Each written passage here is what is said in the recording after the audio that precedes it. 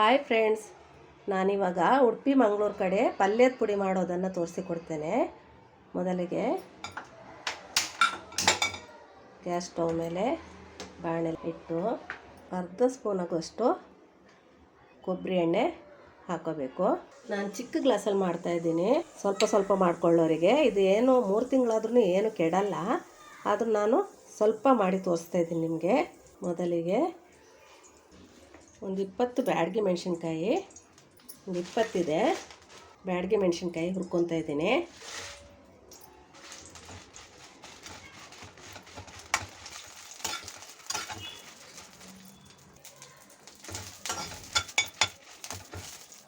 ನೀವು ಅರ್ಧ ಗುಂಟೂರು ಮೆಣಸಿನ್ಕಾಯಿನೂ ಹಾಕೋಬೋದು, ನಿಮ್ಗೆ ಎಷ್ಟು ಬೇಕೋ ಅಷ್ಟು ಮಾಡ್ಕೊಳ್ಳಿ. ನಾನಿವಾಗ ಸ್ವಲ್ಪ ಮಾಡೋದನ್ನಷ್ಟೇ ತೋರಿಸ್ತಾ ಇದ್ದೇನೆ. ಯಾವ ತರಕಾರಿ ಮಾಡಬೇಕಾದ್ರೂ ಪಲ್ಯಕ್ಕೆ ಈ ಪುಡಿನೇ ಉಪಯೋಗಿಸ್ತೀವಿ ನಾವು.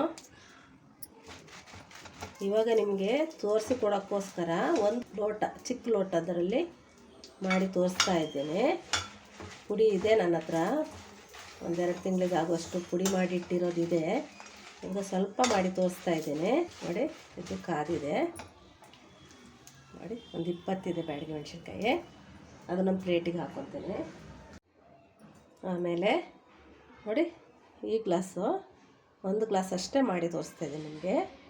ಚಿಕ್ಕ ಗ್ಲಾಸಲ್ಲೇ 1 ಗ್ಲಾಸು ಧನಿಯಾ ಕಾಳು ಹುರಿತಾ ಇದ್ದೀನಿ, ಸ್ವಲ್ಪ ಕೆಂಪಗಾಗಲಿ. ಎಣ್ಣೆ ಹಾಕಿದರೆ ಏನೂ ಆಗಲ್ವಾ ಅಂತ ಕೇಳ್ಬೋದು, ಪುಡಿ ಕೆಡಲ್ವಾ ಅಂತ. ಏನೂ ಆಗಲ್ಲ, ಡ್ರೈನೂ ಮಾಡ್ಕೋಬೋದು, ಆದರೆ ತೆಂಗಿನ ಎಣ್ಣೆ ಹಾಕಿದ್ರೆ ಚೆನ್ನಾಗಿರುತ್ತೆ. ಬೇಳೆ ರಸಮ್ ಅದಕ್ಕೆಲ್ಲ ಹಾಕ್ಬೋದು, ಚೆನ್ನಾಗಿರುತ್ತೆ. ಸ್ವಲ್ಪ ಹೊಂಬಣ್ಣ ಬರೋ ತನಕ ಹುರಿಯಿರಿ.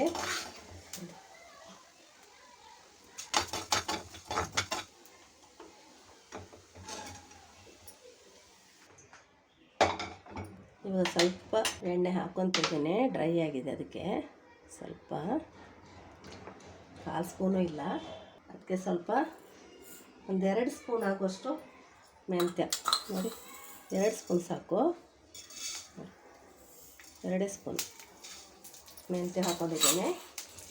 ಅದು ಸ್ವಲ್ಪ ಕೆಂಪಾದ ತಕ್ಷಣ ಸ್ವಲ್ಪ ಚಿಕ್ಕದು ಇಟ್ಕೊಂಡಿದ್ದೀನಿ.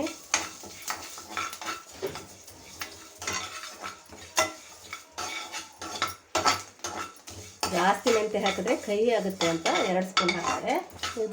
ದೊಡ್ಡ ಗ್ಲಾಸಲ್ಲಿ ಧನಿಯಾ ಕಾಳು ಹಾಕಿದ್ರೆ 1/4 ಲೋಟ ಹಾಕಿ ಮೆಂತ್ಯ. ನೋಡಿ, ಜೀರಿಗೆ 1/4 ಲೋಟ, 1/4 ಲೋಟ ಇದೆ ಅಷ್ಟೇ, ಅದಕ್ಕೆ ಹಾಕ್ಕೊತೀನಿ.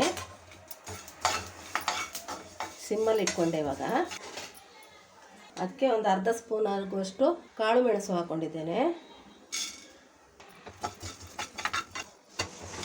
ಸಾಕು, ಇದು ತೆಗೆದಿಡ್ತೇನೆ. ಇವಾಗ 2 ಕಡ್ಡಿ ಕರಿಬೇವು ಹಾಕ್ಕೊತಾ ಇದ್ದೇನೆ. ಎಣ್ಣೆ ಬೇಕಿದ್ರೂ ಹಾಕೋಬೋದು, ಡ್ರೈ ಆದ್ರೂ ಮಾಡ್ಕೋಬೋದು, ಏನೂ ಆಗಲ್ಲ. ಎಣ್ಣೆ ಹಾಕಿದ್ರೂ ಏನೂ ಆಗಲ್ಲ. ಸ್ವಲ್ಪ ಡ್ರೈ ಆಗಲಿ ಅದರಲ್ಲಿ. ಸಾಮಾನ್ಯವಾಗಿ ಎಲ್ಲ ಪಲ್ಯಗಳಿಗೆ ಹಾಕ್ತೀವಿ. ರಸಮ್ ಮಾಡೋಕ್ಕೂ ಈ ಪಲ್ಯ ಚೆನ್ನಾಗಿರುತ್ತೆ. ರಸಮ್ ಮಾಡುವಾಗ ಒಗ್ಗರಣೆಗೆ ಸ್ವಲ್ಪ ಹಿಂಗನ್ನು ಹಾಕ್ಕೊಳ್ಳಿ. ಈ ಪುಡಿಗೆ ಬೇಡ, ಸುಮ್ಮನೆ ವೇಸ್ಟ್ ಆಗುತ್ತೆ, ಸ್ಮೆಲ್ಲೆಲ್ಲ ಹೋಗಿರುತ್ತಲ್ವ. ಒಗ್ಗರಣೆ ಮಾಡಬೇಕಾದ್ರೆ ಹಿಂಗೆ ಹಾಕ್ಕೊಳ್ಳಿ. ಬೇಕಿದ್ರೆ ಬೆಳ್ಳುಳ್ಳಿನೇ ಹಾಕ್ಬೋದು. ಬೆಳ್ಳುಳ್ಳಿ ಹಾಕಿದ್ರೆ ಒಂದು 3 ತಿಂಗಳು ಇಡೋಕ್ಕಾಗಲ್ಲ ಪೌಡ್ರನ್ನ. 1 ತಿಂಗಳು 1.5 ತಿಂಗಳು ಒಳಗೆ ಖಾಲಿ ಮಾಡಬೇಕು. ಪುಡಿ ಮಾಡಬೇಕಾದ್ರೆ ಹಾಕ್ಬೋದು, 1-2 ಗಡ್ಡೆ ಬೆಳ್ಳುಳ್ಳಿ ಹಾಕು. ಇದೆಲ್ಲ ರೋಸ್ಟ್ ಆಯಿತು, ಇನ್ನು ಪುಡಿ ಮಾಡಿ ತೋರಿಸ್ತೀನಿ ನಿಮಗೆ. ನೋಡಿ, ಹುರಿದಿಟ್ಟಿರೋ ಧನಿಯಾ ಕಾಳು, ಜೀರಿಗೆ, ಮೆಂತ್ಯ, ಕರಿಬೇವು, ಮೆಣಸು ಇಷ್ಟನ್ನು ಬಾಣಲೆಗೆ ಹಾಕಿಟ್ಟಿದ್ದೀನಿ. ತಣ್ಣಗಾಗಿದೆ. ತಣ್ಣಗಾದ್ಮೇಲೆ ಎಲ್ಲ ಇಂಗ್ರೀಡಿಯೆಂಟ್ಸನ್ನ ಮಿಕ್ಸಿ ಜಾರ್ಗೆ ಹಾಕಿ ಪೌಡ್ರ್ ಮಾಡ್ಕೋಬೇಕು. ಮೊದಲಿಗೆ ಒಣಮೆಣ್ಸಿನ್ಕಾಯಿನ ಪೌಡ್ರ್ ಮಾಡ್ಕೊತೀನಿ.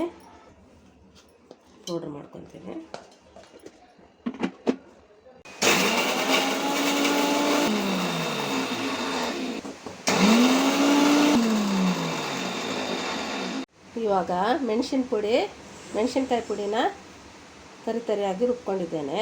ಆಮೇಲೆ ಒಟ್ಟಿಗೆ ಹಾಕಿದ್ರೆ ಆಯಿತು. ಇವಾಗ ಧನಿಯಾ ಕಾಳು, ಜೀರಿಗೆ, ಮೆಂತ್ಯ,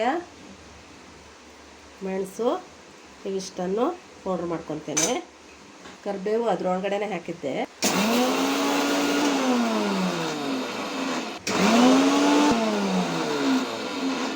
ನೋಡಿ, ಇವಾಗ ಉಳಿದ ಸಾಮಗ್ರಿಗಳನ್ನೆಲ್ಲ ತರಿಯಾಗಿ ರುಬ್ಕೊಂಡಿದ್ದೇನೆ. ಇವಾಗ ಇದಕ್ಕೆ ಬ್ಯಾಡಗಿ ಮೆಣಸಿನ್ಕಾಯಿ ಫಸ್ಟ್ ಪೌಡ್ರ್ ಮಾಡ್ಕೊಂಡಿದ್ದೀನಲ್ವ, ಅದು ಇದಕ್ಕೆ ಸೇರಿಸ್ಬಿಟ್ಟು ನೈಸಾಗಿ ರುಬ್ಕೊತೇನೆ. ನೋಡಿ, ಇದು ನೈಸಾಗಿ ಪುಡಿ ಮಾಡ್ಕೊತೇನೆ.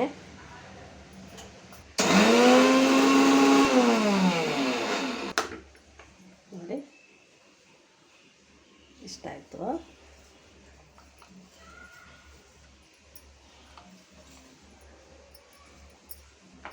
ನೋಡಿ, ಈ ಪಲ್ಯದ ಪುಡಿನ ನೀವು ರಸಮ್ ಮಾಡೋದಾದರೆ ರಸಮ್ಗೆ ಹಾಕ್ಬೋದು, ಯಾವ ತರಕಾರಿ ಪಲ್ಯ ಮಾಡೋದಾದ್ರೂ ಹಾಕ್ಬೋದು. ನೋಡಿ, ಇವಾಗ ರೆಡಿಯಾಗಿದೆ ಅಲ್ವಾ. ಈ ಪಲ್ಯದ ಪುಡಿನ ಒಂದು ಚಿಕ್ಕ ಸ್ಪೂನಲ್ಲಿ 2 ಸ್ಪೂನ್ ಹಾಕಿದ್ರೆ ಸಾಕಾಗುತ್ತೆ. ಖಾರ ಕರೆಕ್ಟಾಗಿ ಬರುತ್ತೆ. ಪಲ್ಯದ ಪುಡಿ ಹಾಕಿ ತರಕಾರಿ ಮಾಡೋದನ್ನ ತೋರಿಸಿಕೊಡ್ತೇನೆ, ಆಯಿತಾ.